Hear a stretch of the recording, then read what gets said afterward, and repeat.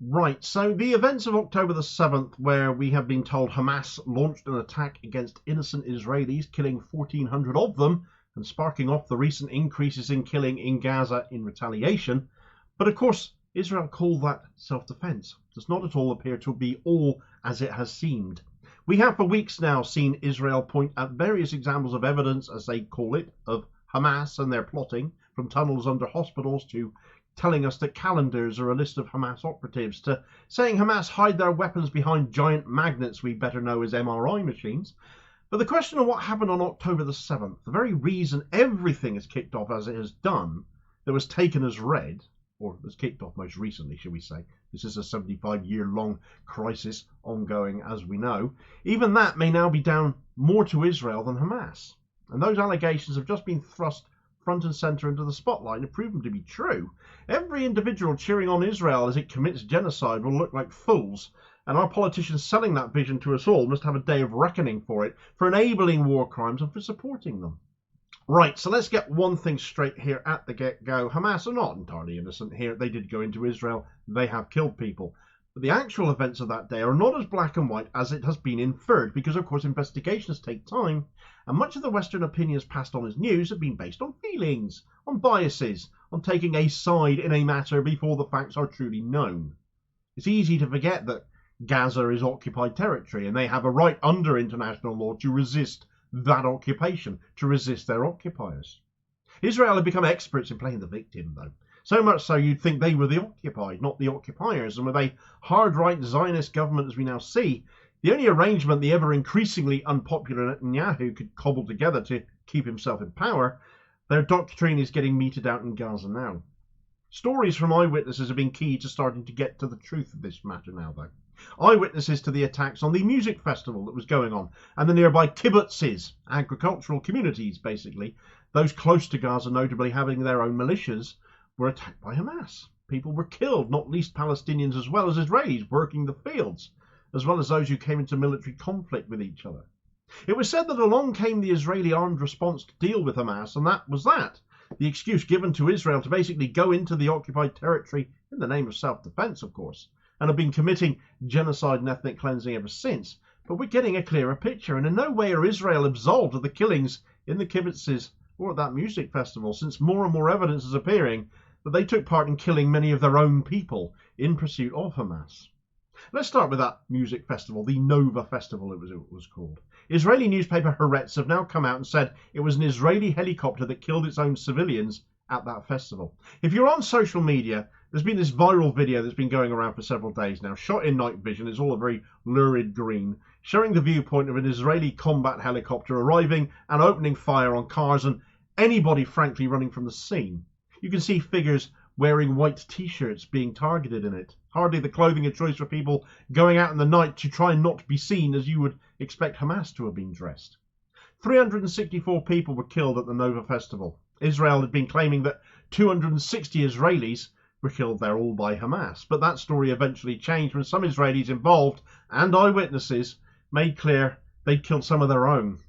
It has also become clear that the festival was not known to Hamas fighters to be taking place, as it was not their intended target, yet it was the attack on the festival that instantly grabbed global attention and was the reason Israel went into Gaza, killing indiscriminately, as it has continued to do so since. 12,000 Gazans are dead at current time, 10 times the number of Israelis that were killed on October 7th, and half of those killed in Gaza have of course been children. And of course the targets have included refugee camps and hospitals and schools.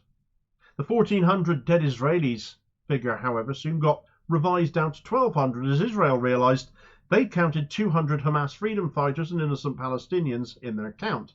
They just assumed everyone who was dead was Israeli. Well, how did that happen? Well, this overestimate of actual Israelis killed became a matter of ridicule, and when questioned by this, by Mehdi Hassan, the former UK ambassador to Israel, now an advisor to Benjamin Netanyahu himself, Mark Regev, a truly reprehensible professional excuse maker in my opinion, gave away the fact that for 6 weeks, because this only came out the other day, Israel didn't know that 200 of the bodies they had burned were not Israeli, because they believe all the bodies that had been burned had been Israeli. Now, this is a point that becomes all the more crucial because Hamas were not armed with anything sufficiently incendiary to burn all of these people. People burned in cars, people burned in their homes. When you come to the matter of those kibbutzes, which I'll come on to in a moment, they could not have been burned by Hamas. In other words, all of those that had been burned. And I think a lot of people have been confused by this story because they're thinking, well, they burned the bodies after they'd been killed. No, this is how they were killed. They were burned by Israel. Regev has inadvertently admitted that they torched some of their own people and they knew it. What about those kibbutzes, though? As investigations have continued, it seemed because of the festival being in their way and screwing up their intended plans, the majority of the people killed in the kibbutzes were not killed by Hamas because most of the Hamas operatives didn't actually make it that far. They were killed by Israel instead. And this has come from the testimony of a reserve IDF pilot, Colonel Nof Erez, who spoke to Haaretz about it and said in relation to the kibbutz attacks, a Hannibal directive was ordered. Now, Hannibal directives were supposedly outlawed in Israel in 2016, and these are an Israeli Defense Force order which basically orders the killing of their own people to prevent them from being captured. What kind of insane authority or government has such an order on their statute books? That's crazy.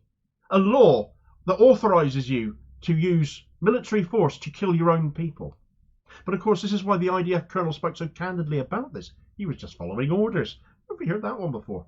It corroborates the eyewitness accounts that have come out, though, saying that it was Israel itself who were responsible for most of the deaths there, with Colonel Erez saying that the absence of any Israeli forces on the ground at the time ruled out any chance of ground coordination of the air assault, meaning that the helicopters would have been shooting at any target that moved, thereby being Hamas, those that managed to get that far, or innocent Israeli citizens who happened to live there.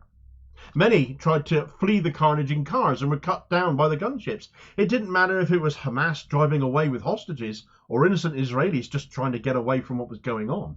All of them got gunned down. All of them were equally targeted, and that was a direct order. A specific directive that should no longer exist, or so we're told. The fact Colonel Haaretz referred to the strike on Kibbutz Be'eri as mass Hannibal implies it is still Israeli policy to kill their own people to stop them from being taken hostage.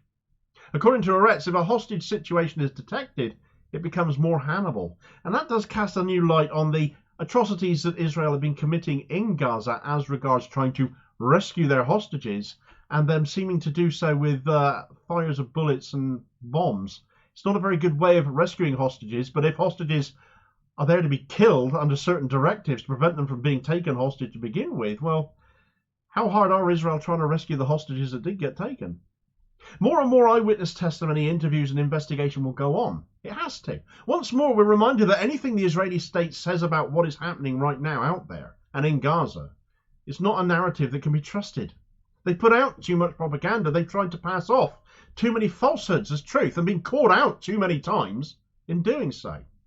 We need a ceasefire now before they commit any more atrocity in the name of actions they put the blame solely on Hamas for committing. That doesn't excuse the killings Hamas did commit. But how many of those were actually Hamas and not Israel is becoming more and more questionable. So we need a ceasefire now, not only to stop more killing, but to get to the bottom of what has happened already and hold those responsible to account, which more and more looks to include the Israeli government itself and its military commanders, a defense ministry, a ministry, let's not forget, is led by a far-right extremist now, Bezalel Smotrich, one of the horrors Netanyahu did a coalition deal with for him to keep hold of power. The International Criminal Court is investigating. It needs to be able to do so thoroughly, because too much of this situation right now is looking to have been organised by an occupying power in order to further its own agenda, and using the cover of what appears to have now been a clumsy Hamas attack gone wrong, to commit genocide in Gaza, possibly with a view of taking over the territory and driving the entire population out. Well, continue to watch as events unfold. Thanks for watching. I hope you found this video useful. Please like, share and subscribe if you did. More content out daily. Please do have your say on this story in the comments below and be part of the conversation. Meanwhile, here's a video recommendation where Piers Morgan nearly exploded the other day, desperate to get a condemnation for Hamas out of Jeremy Corbyn. It's not looking like quite such a strong argument as perhaps it once did, certainly at the time of that altercation, and I'll hopefully catch you on the next vid. Cheers, folks.